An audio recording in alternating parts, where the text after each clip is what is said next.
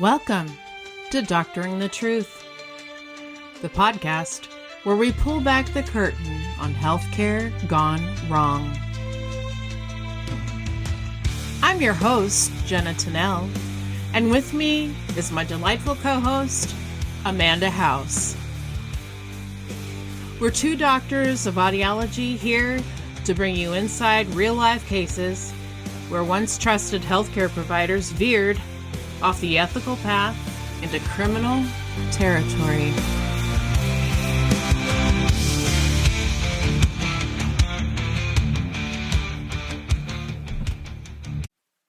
Amanda! Jenna! Heyo! How you doing? I'm doing good. I'm laughing because it was my turn to count again. And she was like, okay, are you ready? And I was like, yeah. And I'm staring at her waiting to count. I'm like, oh yeah, right. Yeah, my turn. Got it. Yeah, so I'm doing good now. Do you want to hear about how part of my day was? Yeah, especially if it meant you weren't doing well before. What happened? So I almost died today. What? Like, no. Not even being dramatic. Okay. Like, oh my God. Okay. Tell me all. So I was down in my Southern Plains region today, and it's harvesting season. Mm-hmm. And so combines and tractors and things are on the roads. Yeah. And I'm driving from one school to another, and there was this combine, I think is a combine. I don't know. Took up the whole lane plus the shoulder, so like big. And I was like looking ahead like, oh, okay, I have time to go around, but there is an oncoming car. But like thinking about, okay, by the time we pass each other, I thought we'd be in front of this, how do you say it? Like a bypass lane on the oncoming side. So I was like, oh, that'll be perfect. So I had like first slowed down because I was like, maybe I'll wait. And then I was like, no, I have like places to be. I'm going to go around this tractor because that's what we do. We go around the tractor. So I like speed back up to 55. I start to go around this tractor, and this tractor starts turning in front of me. Like he did not signal. He did not nothing. Oh, no. Did not look for me. And I had to slam on my brakes so hard that like my Jeep started doing, the best way I can describe it is like, when you're going down a ski hill and you kind of like shift the skis like side to side to start slow down. Yeah. Like that is what my Jeep started doing.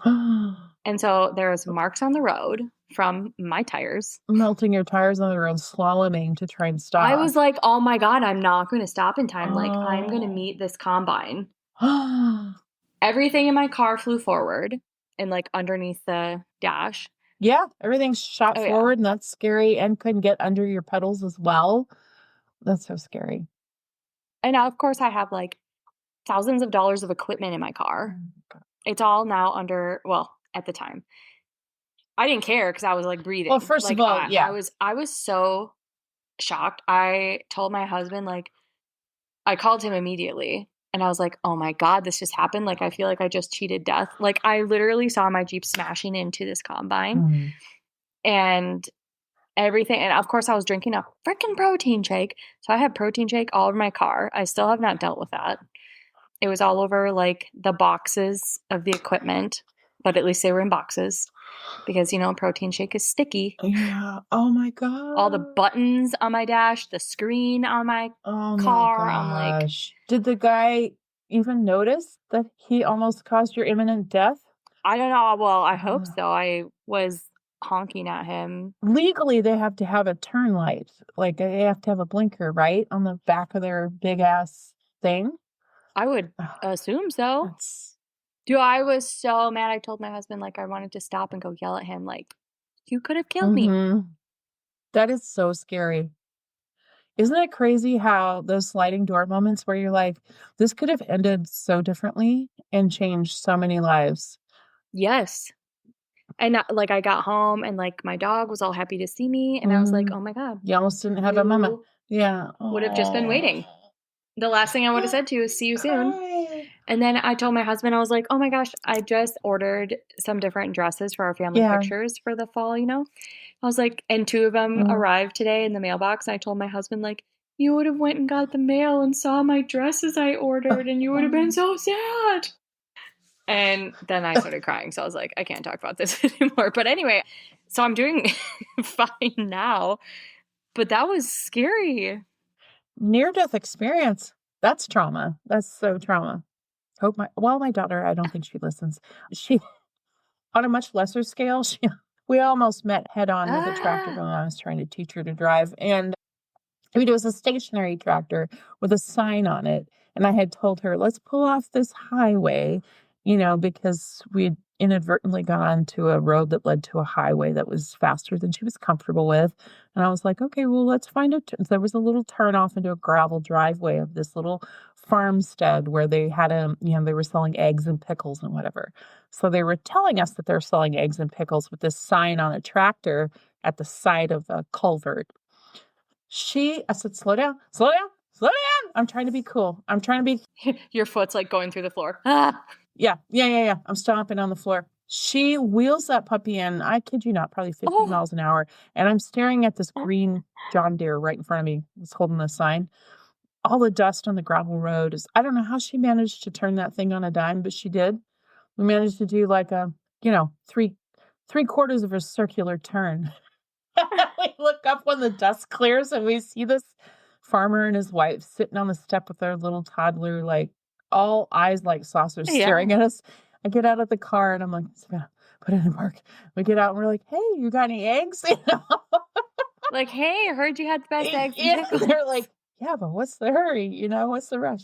Yeah. But that was not this tractor was stationary. But I will say my sister was on the back of a motorcycle with her boyfriend driving at the time. And it wasn't, I don't know why that matters because it wasn't his fault.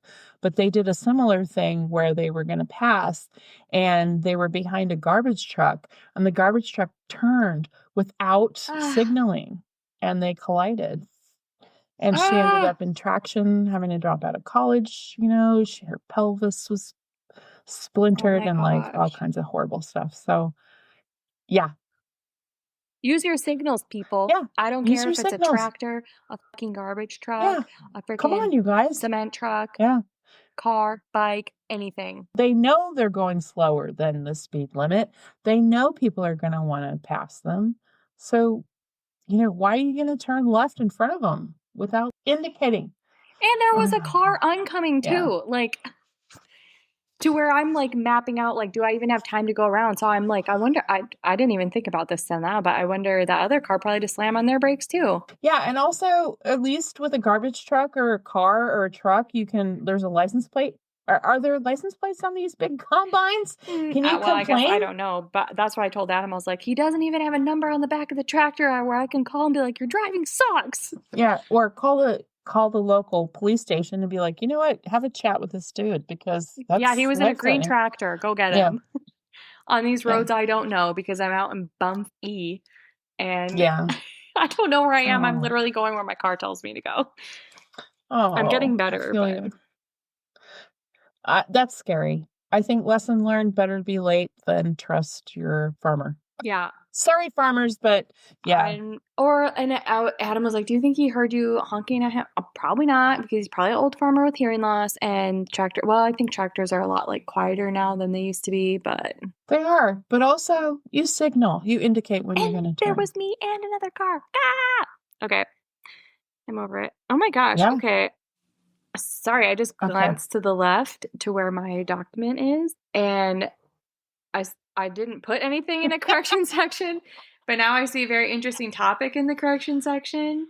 Please tell me more. All right. So as per usual, when it's been my episode, I always have a correction. And as per usual, my window blinds are open and there's a squirrel frolicking literally like 2 feet away from me, like rolling around in the grass and having a joyous time that it's really distracting me. Okay. So shout out to best friend of the podcast, Nicole Krieger, for pointing out this correction. Last week when we were, bantering about the weather, I said, yeah, you want to get your stuff out, your thigh-high boots. And she goes, Jenna, when have you ever worn thigh-high boots in recent decades? And I was like, Girl, you're right. I meant knee high. I don't know. So thanks, Nicole. Thanks for bringing that up. Saucy. Thigh highs. We'll get that visual. Yeah, we'll get the visual of me in thigh-high boots out of everyone's mind's eye. Sorry if that can't be wiped. So I just thought it'd be funny to say, hey, thanks. And also, her mom, Denise, she listens to our show. Hi, Denise. Hi, Denise. Shout out, And Nicole. ladies. Yeah. Well, she's a lady. Is she not? Well, I said only hi to Denise, so I wanted to also say hi to Nicole. Oh, okay. All right. Anyway, All right, so that's the one correction. I was like, I get to Thanks say, for keeping me honest. Good job, no corrections. There's always next time. So, anyway, sorry about my long tractor story, guys. If you know me personally, can't tell a story without it being long AF. I mean, life or oh my death. God. Because you know what? You could have been here and I died today instead of listening to me talk about a tractor. So you're welcome. I mean, I'm thankful. Oh, thank God. I am so thankful. And I guess if you don't want to hear it, they have that awesome 30-second button on the podcast.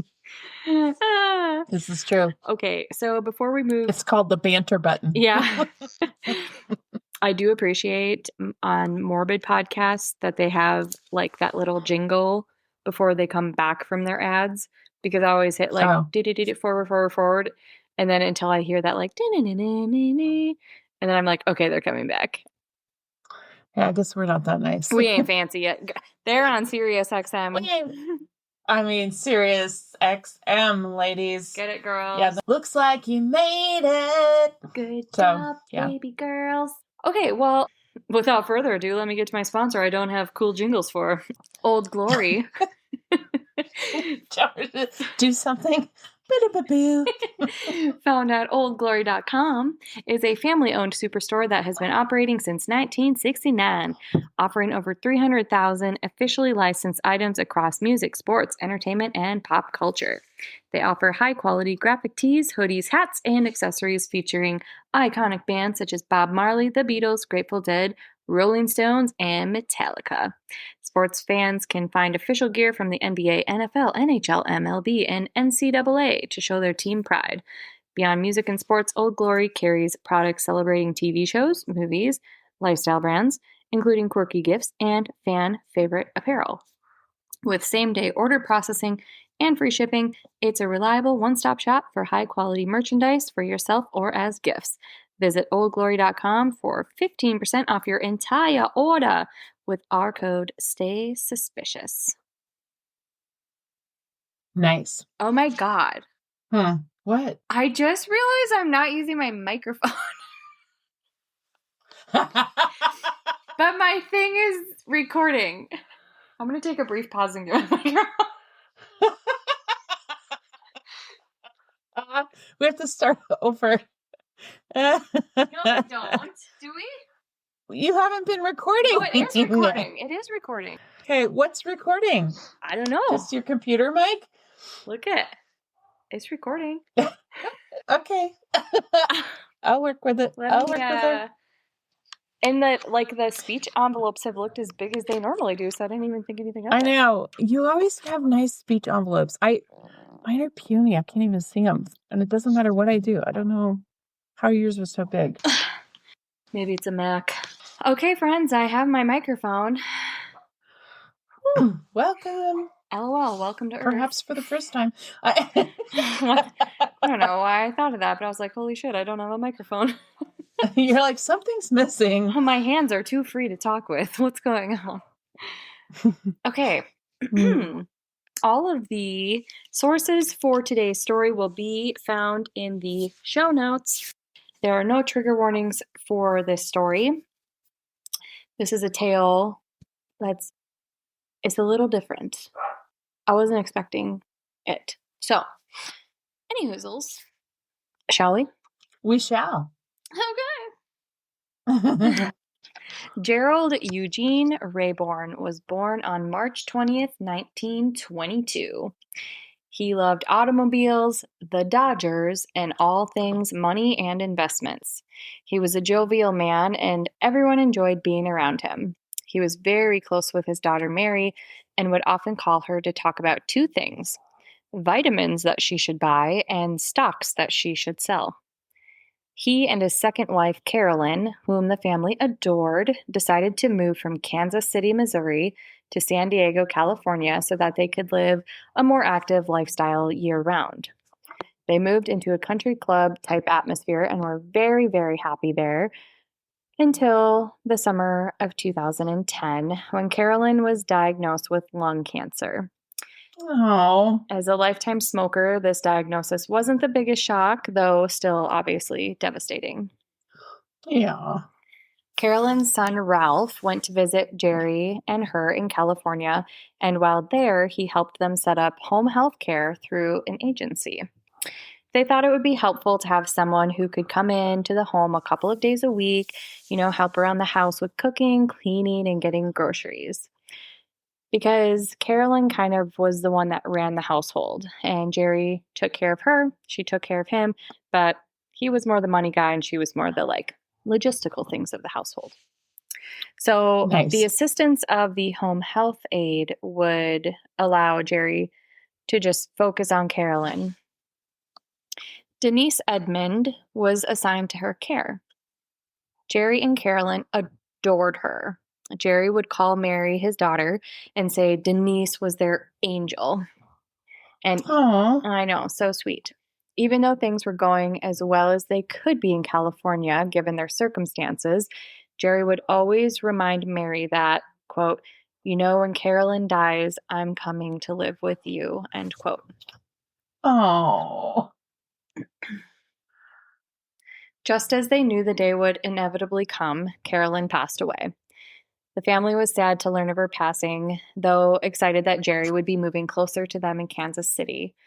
But one day, when talking to Mary, things shifted. She spoke of plans to come out and help arrange his move back to KC, but he said he wasn't moving back yet. He said that he would stay in San Diego throughout the winter months, and Denise offered to stay as his caregiver at no cost during that time. Oh. Uh-huh. Sit bound. So he mentioned, luckily for him, she also had a fiduciary degree, so she could help him with all of the financial things that needed to be done after Carolyn's passing. Mary, yeah, red flags. I'm making all these noises. Red flags be a-flying. Mary had called to check on her dad, and they had had a great conversation filled with lots of love, and he assured her that he would move back as soon as the winter was over, and they agreed that they would stay in touch every 3 to 4 days in the meantime. A month after Carolyn's passing, Mary's son and Jerry's grandson, Chris, got home from work, and there was a message on the answering machine. And for those of you who don't know what an answering machine is, back in the day when we didn't have cell phones, we had what's called a landline phone. And so if someone called and there was no one home to answer, or if we didn't feel like answering, insert the days of caller ID, the caller was able to leave a message recording on an answering machine. So now you know.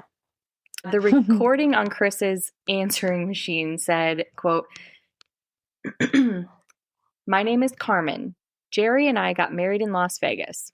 I'm asking that you give us some time to ourselves and not keep calling. Don't expect to hear from us until after the holidays. I'll write to you later with all of the information." End quote. Oh my goodness. What? I wasn't expecting this. Who the hell is Carmen? Right? Okay. What? Boy, questions. Oh my gosh. And that just reminded me, was that a game at one point? Carmen in San Diego? Yeah. Oh, Yeah. and they're in San Diego. So they weren't even that creative. Oh my gosh. Oh man. So- The smells of fishy fish. The smells fishy. So Chris was obviously shocked at this unexpected message, and he called his parents to inform them, and his dad contacted Denise to see if she knew anything about this Carmen character. Denise explained that Carmen and Jerry had met at the grocery store and that they were in love. This was... Yep, that's when it happens, the produce section, they always say. This was Over the parsley, it's like, woo, baby. oh, wow. You see this rutabaga? I know how to cook it. This was very interesting to the family because it was only 1 month after Carolyn passed away. Oh. They were together for 30 years. So suspicious. But it would not be the first time that he had made a rash decision in his life to tie the knot. He and Carolyn tied the knot after only knowing each other for 2 weeks. Wow. It was a second marriage for both of them after their spouses had passed. And they were just like, you know what? When you know, you know. So they were like, this is weird, but also... So not uncharacteristic. It's happened before. Yeah. Mary was understandably concerned about the news, but tried to reassure herself that he was in fact traveling and that she would at least hear from him on her birthday. Throughout her entire life, he would always go to the store himself and pick out her birthday card, and he always put $30 inside the card. Aww. She said, no matter what age I turned, nothing, he would always pick out the card, and there was always $30. It's like, oh, how wholesome. But unfortunately, her birthday came and went, and there was no card. Oh. The family attempted to contact him, but had no luck. So they tried to call Denise and also hit a dead end. Where the heck was Jerry? It had been about 5 months at this time since they had heard from him. And so in February 2011, Mary filed a missing persons report with the San Diego Police Department. The police report said that Jerry had a new girlfriend and that he didn't want to see his family anymore. Mary was adamant to police officers that something was wrong and that this was out of character for her dad. Detective Mo Mikanis Parga was assigned to the case. She contacted his caregiver, Denise, who shared that Jerry was, in fact, getting married to his new girlfriend, Carmen, in Vegas, and that they planned to go to Mexico. She also mentioned that Jerry made her promise that she would not tell his family his whereabouts because he didn't want them to know. He said that his family was, quote, too religious and he just wanted to have fun, end quote. Also, this guy's 89 at this point. So... Well, either good for him or this is a big fat lie. Right. Yeah. Because I'm like, if I'm 89, I don't think I give two flying squirrels about what anyone thinks. Right. So Denise sounded as though she was being truthful. You know, the story was believable. And so they thought maybe he's not missing after all. And Denise just isn't sure about their exact location at the time, but knew what their plans were. Police became skeptical that he was missing because an adult that doesn't want their kids to know where they are is not a crime. Detectives did share with the family that they had planned to move to Mexico with his new wife. But again, red flag. The family had said to police, he would never do that. He hated Mexico because of all the drug wars. And like, who knows Jerry best besides his family? Right. So the family stood firm in the fact that they knew him and that this was out of character for him. So doing their due diligence, detectives decided to trace his finances. They found that he had used his debit card in Valley Center, California. And if this was true, how could he be in Vegas or Mexico? Valley Center happened to also be where Denise lived. Shock. So they thought, well, maybe he's just at her house. So they went there. When she answered the door, they explained that they were looking for Jerry. And she said, I told you, he's in Mexico. She swore it up and down. That is when they brought up his finances. If he was in Mexico, how did his debit card get used here? They showed her the printed transactions from the bank, and she immediately got flustered and said, quote, well, he told me I could have $5,000 on his debit card for helping him at his house, but, you know, I felt bad spending that much, so I only spent $3,000, end quote. Oh, my God.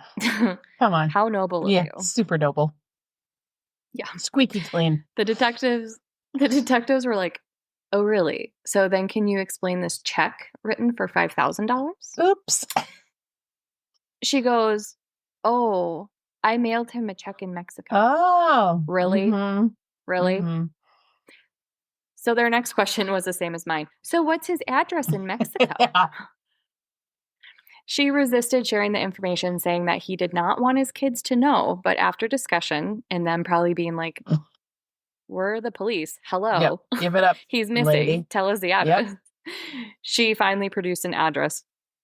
And detectives felt like they may finally have a solid lead. That is, if Denise was telling the truth. Agents were sent to the address in San Felipe, Mexico, to search the area. Further investigation into his finances revealed a strange pattern on Jerry and Carolyn's accounts. Money was moving out of them and into a joint account between Jerry and Denise. She did, however, help him with his finances, things like buying groceries. So she did have access to the money. The family was aware of that. But they found 2 large checks made out to Carolyn's son, Ralph. One check was for $13,000 and the other was for $15,000. What? That's more than groceries. Another red flag. Yep. Yeah, not groceries. Also, Ralph's like back in Kansas City. So. How old is Ralph? Her son? Is he an adult? I don't know. Adult. Yeah. Oh, yeah. They're all adult children. Okay.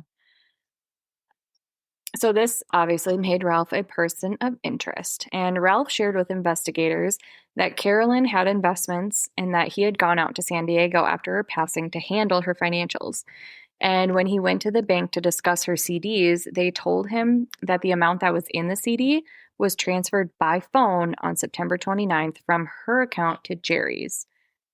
Ralph told the banker that this was impossible because she was in a coma on the 29th. Yeah. There is no way that she made the call. Yeah.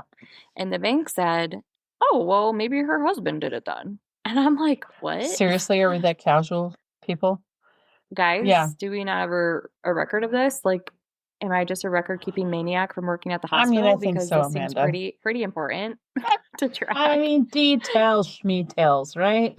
Yeah. Ralph further explained that from the bank, he then went to Denise's house to ask her if she knew anything about the transfer of money. And she told him that she didn't, but, she would talk to Jerry to see if he knew, and she'd be in touch. So she called Ralph the next day and said that, she had talked to Jerry and that she would get him the money in 2 different checks. Ralph wanted to speak to Jerry, and Denise said, not possible. He's in Mexico. So this information from Ralph cleared him as a person of interest. So is he's in Mexico? Is he's in Mexico now a pseudonym for he's dead? I'm just saying. Maybe. Oh, sad. Okay. That makes me sad. I know. And he's just like a cutest grandpa ever. So sad. Damn it. So Detective Mo continued to do some financial digging. She found that the house where Jerry and Carolyn had lived had been changed into Denise's name and sold immediately. Mo called the realtor, who proved to be nothing but uncooperative and never returned any phone calls. So thanks, no thanks. Mo found out that, shocker, she was a friend of Denise's. But what was even more shocking was that Jerry seemingly turned everything he had over to a stranger. Mo checked in with the notary that was on the documents, and the notary couldn't help but notice that her name was spelt incorrectly, and that wasn't her handwriting on the document. Ooh. When shown a picture of Denise, she said, yep, recognize her, and that she was there often with a lot of paperwork. And during those times, paperwork is typically strewn about the table along with the notary pad, so it could be possible that she, Denise, signed it. And when they showed a picture of Jerry, whose signatures were also on the documents, the notary said that she had never seen the man before. Shocker. Investigators now believe that they had a clear-cut case against Denise Goodwin, the home health care worker. But there was more to the story when they heard from investigators in Mexico. It appeared that Jerry had never, ever been there. They had the opportunity to speak with a groundskeeper at the property who had worked there for 20 years. And when shown photos of Denise and Jerry, he said that he had never seen either of them before. At this point, it was now 6 months since anyone had seen him, and all of his money and his wife's was transferred to Denise. The case began to look less like a missing persons case and more like a no-body homicide case.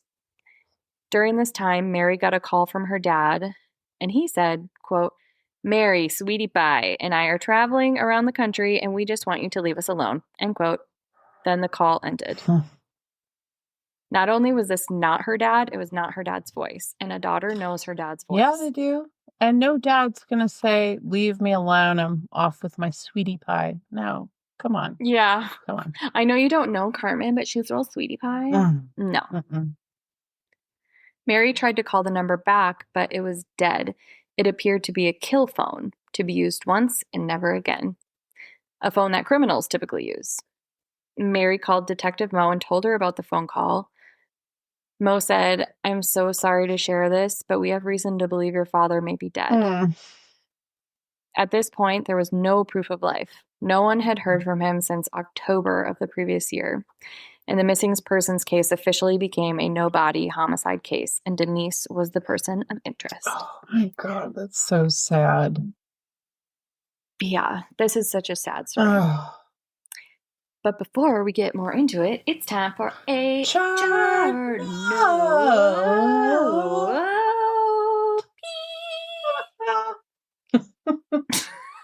Had to do a little extra in the end there since I'm alive today. Okay, so what I will share with you today is a brine. Nope, not a brine. I mean, it is honestly a combination of brain and spine. I think we could call it a brine, and I love that. I know. I should call them and say, I've got letters. A good idea for you. Let's save some time. We're going to call this brine. It's brine. So my brain just combined brain and spine. I love it. I love it so much. So it's a brain-spine digital bridge. So today we are talking about this medical breakthrough. So researchers in Switzerland have developed what they call a brain-spine interface, which is a digital bridge that allows people with severe spinal cord injuries to walk again. Wow. The results were published in Nature in 2023, and you can read the full article yourself on PubMed, where I found it under Walking Naturally After Spinal Cord Injury. I guess if you want the whole thing, it is Walking Naturally After Spinal Cord Injury using a brain-spine interface. But here's how it works. When the spinal cord is damaged, the brain signals can't get through to the legs. But in this study, scientists implanted a set of devices, one that records brain activity and another that stimulates the spinal cord. Using wireless technology, they essentially bypass the injury. The brain's intent to move is picked up by the implant, decoded in real time, and then transmitted directly to the spinal cord stimulator, allowing the body to execute the motion. Wow. Isn't that freaking cool? And it makes so much sense. That's amazing. Right? Oh my gosh, I love this. One of the study's most striking cases involved a man who had been paralyzed for more than a decade. With the implant system, he was able to stand, walk, and even climb the stairs without the help of crutches. Can you imagine? I can't. Like, you haven't walked in a decade? Life now you're climbing the stairs? Life altering. This is amazing. Amazing. And here's where it gets even more extraordinary. After months of training with the device, he actually regained some movement, even when the system was switched off. Wow. Oh my God. I just got chills. That suggests I got chills. that his nervous system, I know, it suggested that the nervous system was starting to rewire itself. Oh my God, I got chills. That's amazing. Wow. Yes. So the brain can relearn how to carry signals that have been dormant for years. Yes, and we knew that about the auditory system, but I mean, it's everywhere, obviously, in the body. This is crazy, crazy, awesome. These implications are enormous. We are talking about technology that could one day restore mobility for people living with paralysis, not in some distant sci-fi future, but in trials that are happening right now, right meow. Oh. Of course, this is still experimental, limited to a very small number of patients, and it will take years and years of refinement before it's widely available. But the proof of concept is here. A brain implant can literally reconnect the brain and the body. So when we talk about the future of medicine, it's not just about new drugs or better imaging tools. It's about systems like these. This is so exciting, you guys. I am so excited. So again, you can find the Wow. article. There was actually a lot of articles, but I just am only referencing one here. It was on PubMed.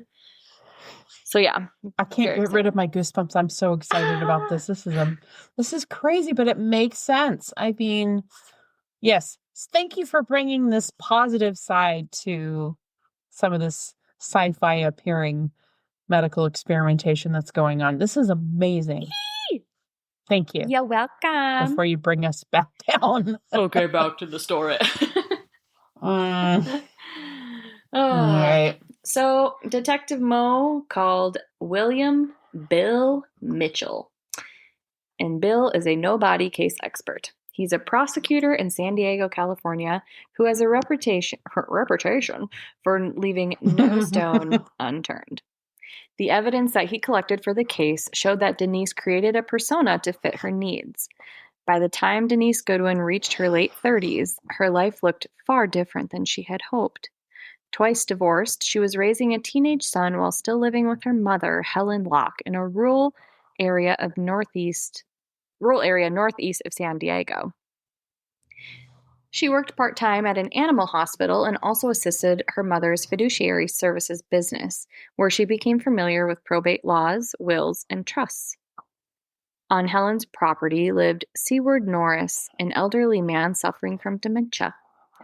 Denise sometimes acted as his caregiver, but in 2009 she exploited him financially.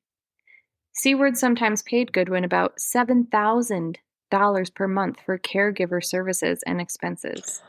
Holy smokes. By late 2008, he suffered from moderate to severe dementia.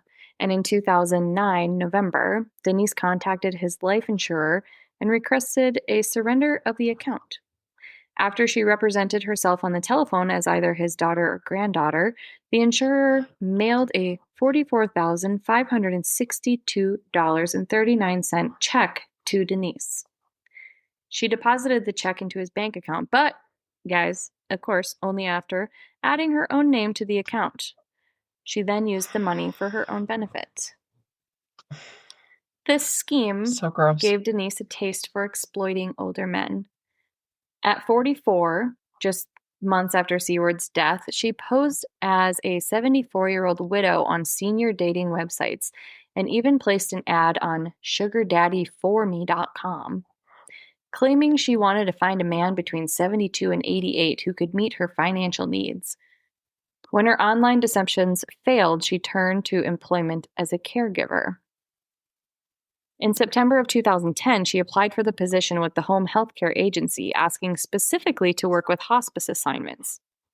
Denise's mother had a great relationship with the agency, so she was her reference, but of course she didn't disclose their relationship. Her mother even made her fake certificate saying she was a caretaker and a fiduciary. Way to enable. Okay. So that's like what at the beginning when I'm like, this case is different because it's like she's not actually medical. She just lied about being medical. Biatch.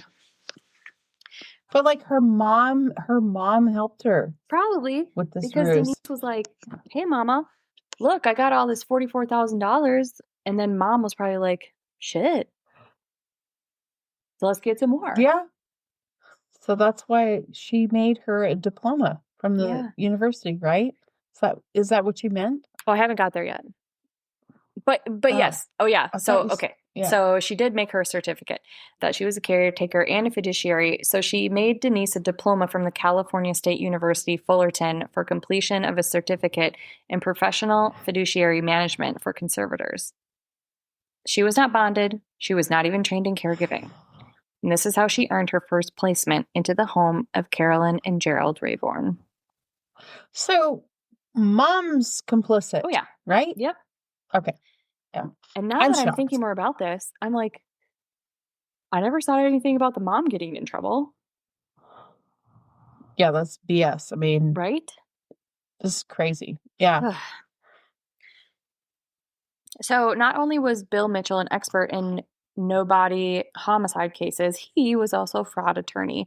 So he knows how to look into all the banking information and financial paper trails. When you follow the money in financial crimes, financial documents and paper don't lie, he said. He had found the sale of Jerry's house resulted in nearly $351,000 of profit, which went into a trust fund account that Denise had set up in her own name. Denise then bought a house, 2 condominiums, and some land. Her realtor was questioned, and they learned that Denise shared it was her plan to buy property to rent out while she lived in Costa Rica. One of her condominiums already had renters, Tony and Jennifer Gonzalez. They were offered the home and even a car to use for super cheap. Investigators learned that Tony was working for Denise and would take care of the properties that she owned. They believed that he must be involved somehow, they just weren't sure how. And so when they looked into his phone records, it became clearer. The call that was originally placed to Chris from a Carmen was placed near the Gonzalez residence, and he was now also a person of interest, and so they got a search warrant for his home. In April 2011, investigators went to Tony's house with the search warrant, and he started sharing everything that he was doing with Denise Goodwin. He said when they met, they were both actually homeless and that she was very nice. And when Denise had found out that his wife was disabled, she wanted to do stuff to help them. And according to Denise, she had bought some properties and she needed someone to help her with interviewing renters and general care. So, she didn't have to be bothered with that kind of stuff. Of course, with a wife and 2 kids, perfect rent, how could someone turn this opportunity down? And Tony was blown away that he was now being looked at for potential involvement in a murder case. He told authorities that up until that point, he had only ever gotten a ticket in his life. Bless. I know. Tony was desperate to clear his name, and he shared that Jerry didn't run off and get married like they were told, that the phone call from the woman fabricated to be Carmen was voiced by his wife, Jennifer. He shared with investigators that Denise had told him that Mr. Rayborn and his new lady friend were trying to establish a new life together and that they wanted his kids to leave them alone. So Denise asked them to make the call because Denise claimed that Jerry was like, "Can you please call my kids and just pretend to be Carmen and leave us alone?" And she was like, "Well, no, your kids will recognize my voice. I can't do that." So then she asked Tony, would Jennifer be willing to do it? Because they'll recognize my voice. So they didn't really think anything of it at the time, but looking back, yikes, red flag. Because if Carmen was real, why wouldn't Carmen just call? Right. And so looking back, Tony was like, she clearly didn't want her fingerprints on the phone.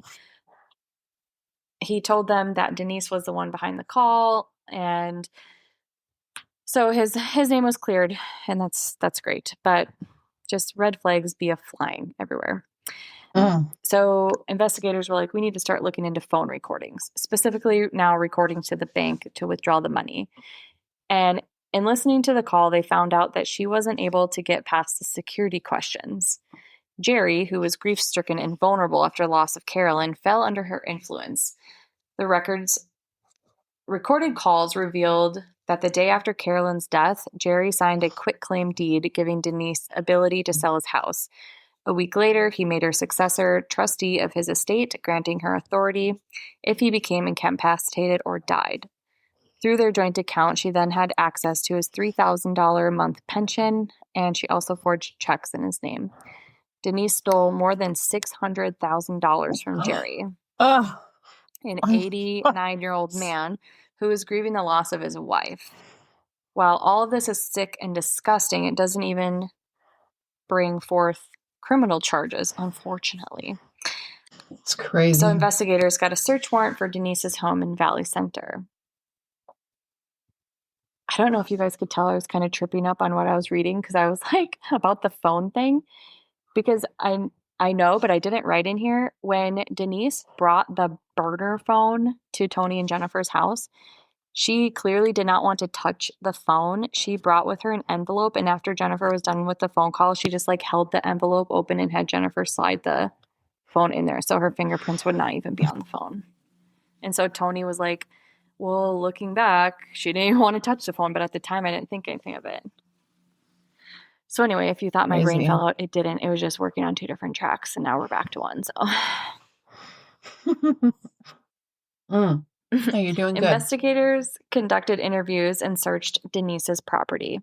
they noted that part of the ground on her property had recently been disturbed. And she was like, oh, I recently buried one of my horses that passed away. Oh, a horse. Yeah, she did have horses, but they were like weird. Authorities brought a backhoe to the property and dug up that spot, only to find nothing. No body, no horse, just nothing. So I'm like, then why was there a hole dug here? Okay. Because she moved it after they came onto it. Right? Yeah. Okay. No body, no crime, right? Mm-hmm. They found in her search history on her computer that she looked up overdosing on the painkiller Darvocet. This medication was a combination of opioid and so sorry. I feel hiccups coming on, you guys, and I really hope that does not happen because that's going to be an editing nightmare for Jenna. Let's get through it. Do you want me to scare you? I know. I'm like, do you want to record upside down? How can we do this? If I speak it into existence, maybe it won't happen. We got an analgesic. We got a hypoxazine and acetaminophen. Yeah. It was all recalled in 2010 due to serious and potentially fatal heart risks. While at Denise's residence, Detective Moe received a call from the financial detective, who alerted her that Denise had a flight out of the country scheduled for the next morning with her son. Coincidence? Methinks? Oh, weird. Are they just going on vacation? Sure. They didn't yet have enough evidence for the murder case, but they thought they had enough to charge her with stealing the victim's car because Jerry's car was found at her son's high school. So that would, at the very least, prevent her from fleeing the country. And they decided to arrest her as she attempted to board the flight, which I loved. So dramatic. Not I love that at too. The security or anything. It's like, haha, no, you're not going on your flight. Give me your Can you imagine? You're like, I've almost made it. And they're like, ha, ha, ha, ha. I think they did. Love that. On July 12th, 2012, both Denise and Michael Goodwin were arrested. After a month in jail, she was surprisingly moved to a maximum security prison. She was in the dark about any new charges. In a phone call to her husband, which when I read this, I was like, now she has a husband? Is it a third husband? I don't know, whatever. In a phone call to a person called her husband, she was heard crying and saying she didn't know what was going on. And her husband said, oh, you haven't heard? She was like, no, what's going on? And he told her, the charges have been filed and they're charging you with murder in the first degree with special circumstances. Oh my God, she cried. Did they find him? What? Hello. Hello, guilty lady. This affirmed investigators' belief that she murdered him. Searches were completed to try and find Gerald's body, but unfortunately, they were never able to locate his body. There was no cause of death, no crime scene, no coroner report, and the stakes were high in a no-body case. Denise's trial began in late August 2014 and stretched into October. All of the audio recordings were used in court, including her, did they find him? In the phone call with her husband. Jerry's grown children and grandchildren took turns giving their impact statements to the court. With his voice breaking, his son closed his statement by saying, quote, my father did not deserve to be murdered, end quote. Mary, his daughter, gripped the court with her eloquent speech. She first humanized her father, making Judge Rogers smile as she described how her father loved to eat fish sandwiches, took Jack Lalonde care of his body. I don't know. It must be very good care of your body. And that he was so compulsive that he picked up leaves each day by hand, taught her how to float on her back, and walked her down the aisle on her wedding day. Later, she turned to her father's absence and said that she knew her father was dead when she did not receive a birthday card from him. She went on to describe the visions that she had of her father's last moments, which have tormented her and destroyed her health. She has nightmares of where her father's body might be buried. She detailed the beautiful burial their family should have had, the music that would have lifted her father's body to heaven, and the military honors her father would have been given, and that he had earned as a World War II veteran. In a gesture of mercy, she turned towards Denise Goodwin and told her that she forgives her, stating that this is, quote, not beyond restoration from a loving God, end quote, but that she must return the most sacred of things that she has taken, her father's body. In closing, she asked the court not to judge her father by the few years remaining, but by the 89 years he had lived in which he was loved by his family. After 4 days of jury deliberation, which I'm like, 4 days, guys? I guess like it was mostly circumstantial, but Denise was found guilty of first-degree murder with the special circumstances of financial gain, along with caretaker theft from an elder, fraudulent appropriation by a trustee, grand theft, and forgery. She was guilty on all 11 counts. On January 30th, 2015, she was sentenced to life without parole. Deputy District Attorney Bill Mitchell called her a, quote, thief disguised as a churchgoer and a killer disguised as a caregiver, end quote. Though her defense admitted she committed fraud and theft, they argued murder was beyond her and sought a reduction to second-degree murder, which was denied, luckily. Before sentencing Denise, Judge Rogers said that there were some moments that were not big enough to hold everything that goes into them, and that this was one of those moments. To the Rayborn family, he expressed that he was profoundly sorry that a human life was taken for financial gain. He then pronounced the sentence to the family. It was what they had asked for, was the life without the possibility of parole. And Mary had said, I don't think that she knew how smart my dad was with money. I think that he confronted her and threatened to turn her into the police. She said, I've never had a funeral for my own father, and it's hard to find closure when there's no body. I still cry for him. To this day, the circumstances of Gerald Rayborn's death and the location of his body remain unknown because Denise is a fucking loser, rotting in prison, but will not give that to the family. Wow. I mean, what does she have to lose? She's already in there for life, at least. So obviously she doesn't feel any remorse, or she would at least do this one thing that it's not like it gives them closure, but it gives them some peace knowing that their dad is buried and where to go to, visit his grave. And like, I don't know. That's just so cruel. It's so cruel in so many ways because, this is a true crime and healthcare podcast. I just feel like when people are hired to provide care, medical care, they ought to be held to it even higher expectations than, your painter or your plumber, right? So not only that, she ingratiated herself to the extent where they were like, before the mom died, I forget what her name was, but his wife died. Yeah, they were just like, so what was this her plan all along, do you think? To ingratiate herself? And what a sociopath, because they were talking about like trying to also try her for like accelerating care and stuff. Can you imagine? And like she already has life without parole, and like maybe that would help the family find some sort of closure. I don't know if that would add insult to injury. So she might have had something to do with Carolyn's death as well. That's crazy. They were like, yeah. I mean, she ingratiated herself to the point where she could mask her true personality, because let's face it, if you're somebody who's, masking yourself as a healthcare provider with, ulterior motive of taking your money, you're not someone who's an empath. This is crazy to me. It's so disgusting. And it makes me wonder, how can we trust anybody? How do you know? And her poor children. I know. And now that this was brought up during me reading this, and I never thought about it before, but why the heck did her mom not get in trouble? So her son did get charged with automobile theft or like grand theft auto or something. But like Helen's not in trouble for making these fake certificates. What? She wouldn't have been able to get the job that she did if she hadn't leveraged her mom's position and her mom hadn't falsified records. So I feel like that's a missed opportunity right there too. I agree. So again, this wasn't like super medically, but she was pretending to be medical and she was just a scoundrel. Yeah.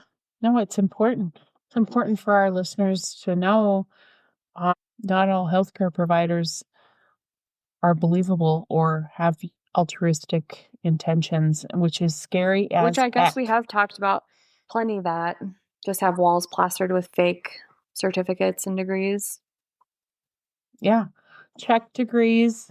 I think it's a lot easier now to check credentials than it has been in the past. And I think that awareness is important for listeners, especially when you're looking at your loved ones and you want to make sure that their care providers, no matter how much your loved one likes and gets along with the care provider, people can mask their true intent. So make sure you're checking qualifications. I mean, because that was one thing, I guess, that they could have put no victim blaming her Yeah. at all. But that's the one thing that she didn't have was actual qualification. So, And I'm like, what if oh Mary boy. just had been like, again, I'm sure she's thought about this 9 billion times, but like, what if I just told him, like, no, I'm coming out to move you home now? Like, don't stay there the winter. Yeah.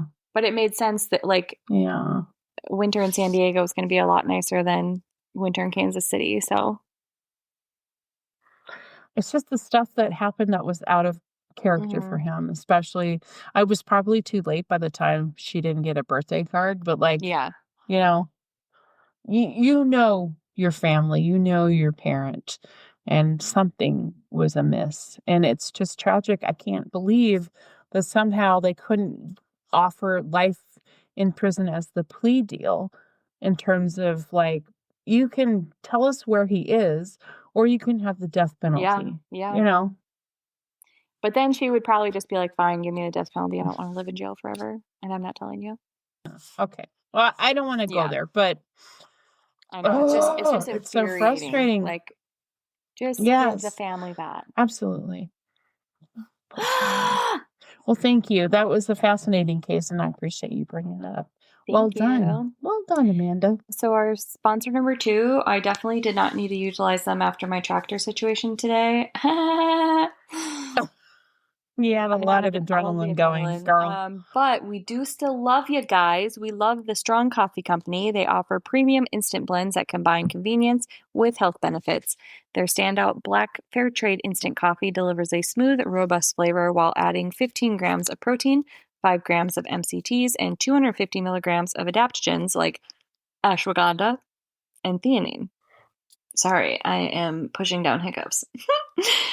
This formula provides lasting energy, sharper focus, calm without the jitters, and even supports better sleep and mental clarity. Ideal for busy professionals like us. For a creamier option, their lattes blend organic Arabica coffee with protein, collagen, hyaluronic acid, and healthy fats to fuel both body and mind. Committed to quality and eco-friendly practices, Strong Coffee delivers great taste, quick convenience, and a nutritional boost to your daily routine. I'm sorry, I'm laughing. You're talking about the coffee. You obviously didn't have any because you're yawning your way through this ad. Guys, you guys, Girl. it's 7:10 p.m. Don't you guys go to bed at 8 o'clock too? Well, you do if we have to get up at 4 something like you do. For crying out loud, yes. It's your bedtime. Carry on, girl. Stay suspicious at strongcoffeecompany.com for 20% off your order. Yay! Oh my gosh, I just saw our names. I was like, my eyes skipped to the medical mishap, and then I saw our names, and I was like, oh gosh, what's happening? Medical mishap. Who wants to read the medical mishap? You better, yawny. Okay, because you're hiccuping and yawning. My body is doing something. Today's... Oh, girl, we're getting through it. All right, but this is good. We're going to end on a positive note here. Today's medical mishap comes from Sam, who writes, Dr. Amanda and Dr. Jenna, I want you both to know that I love your podcast and your friendship as well as your easy banter.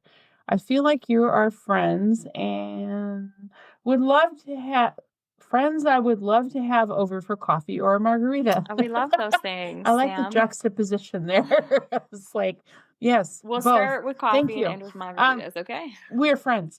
We are friends. Alrighty.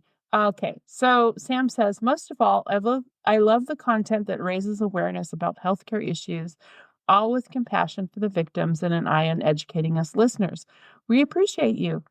I know you've had a colonoscopy mishap on the show before, but I can't help but share mine. I mean, Never too many. enough colonoscopy mishaps, right? So Sam goes on to say, I had my first colonoscopy scheduled. Everyone warned me that the prep was the worst part. True. They weren't kidding. 2 days of Jell-O and clear broth, followed by what I can only describe as industrial strength laxatives. That seems extra stringent. I think these days it's just 1 day. But anyway, who knows? By the time I got to the clinic, I felt like a balloon with all the air let out. My spouse drove me, and as we walked in, they whispered, remember, dignity is optional. I love you, spouse. They're like, I'm just going to mess with you just a little extra. The nurse gave me one of those open back gowns. I tied it in 3 different ways before realizing there was no way to avoid showing the world my backside. As I shuffled down the hall, clutching it shut, I swear I looked like a Victorian ghost haunting the GI ward. Another patient saw me struggling and said, first time? And I nodded, and they winked and said, you'll be fine. Just don't moon the anesthesiologist. Well, not the frequent flyer giving commentary down the hall. Right. No, thanks, dude. So they wheeled me into the procedure room. The anesthesiologist said, okay, count backwards from 10. Instead of numbers, I decided to recite Beyonce lyrics. According to the nurse, I got as far as all the single ladies before I passed out. That's way more fun than counting. And when I woke, I'm going to start, So you want 10, 9, 8, 7, 6? I don't think so. Right? When I woke up in recovery, my spouse told me the entire staff had been singing along. So they probably took it beyond all the single ladies. I felt great, maybe too great. The sedation is no joke. I sat up, pointed dramatically at my spouse, and declared, we must go to Olive Garden immediately. Unlimited breadsticks await. Now I want those. The nurse gently reminded me that maybe fettuccine Alfredo wasn't the best first meal post-procedure. I counter-argued that pasta is basically clear liquid if you squint hard enough. Apparently, I lost that debate. As we were leaving, I realized I still had my hospital socks on, the grippy ones. I insisted they were a souvenir and refused to give them back. My spouse said I strutted out of the clinic like a catwalk model, holding up the socks like they were a prize on The Price is Right. To this day, whenever I put on a pair of fuzzy socks at home, my spouse bows and says, and the award for the best post-colonoscopy performance goes to... I love your spouse. Sam! Oh my gosh, you guys are so cute. Was it embarrassing? Sure. But honestly, laughter made the whole ordeal bearable. Colonoscopies save lives, and if my lasting memory is Beyonce lyrics and sock modeling, I'll take it. Love, Sam. Love. Sam, we love you. Oh my God. That was amazing. Such a great story. Thank you so much for sharing that. Yes. And you're so good at writing. Like, I can picture that entire story happening. I know. It's like something on a sitcom. I absolutely love it. All right, Jenna, what can we expect to hear next week? Well, next week we're going to cover Dr. Conrad Murray and the death of Michael Jackson. Ever heard of him? No, who's that? I'm kidding. I'm kidding. I should have seen her look at me like, what? You don't know who Michael Jackson is? Girl. So, until then, don't miss a beat. Subscribe or follow Doctoring the Truth wherever you enjoy your podcasts for stories that shock, intrigue, and educate. Trust, after all, is a delicate thing. You can text us directly on our website at doctoringthetruth@buzzsprout.com or email us your own medical mishaps at doctoringthetruth@gmail.com.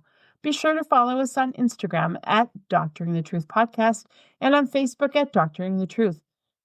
We are on TikTok for now at Doctoring the Truth and Ed Odd Pod. Well, I mean, unless TikTok is supposed to again. I'm just saying. It might. I never know what's going on. Yeah, there's apparently another round of wondering what's happening. But honestly, guys, we really, really would love to hear comment from you. That would be a gift. My birthday's coming up soon. Can you just write something about us positive? If you don't have anything nice to say, don't. But please, it would be such a gift if you would rate and review us so, we can feel good about ourselves and what we're doing so that we can bring you more content next week. Until then, stay safe and stay suspicious. Goodbye. Bye. I swear to God, I hope that audio from earlier when I forgot my mic works.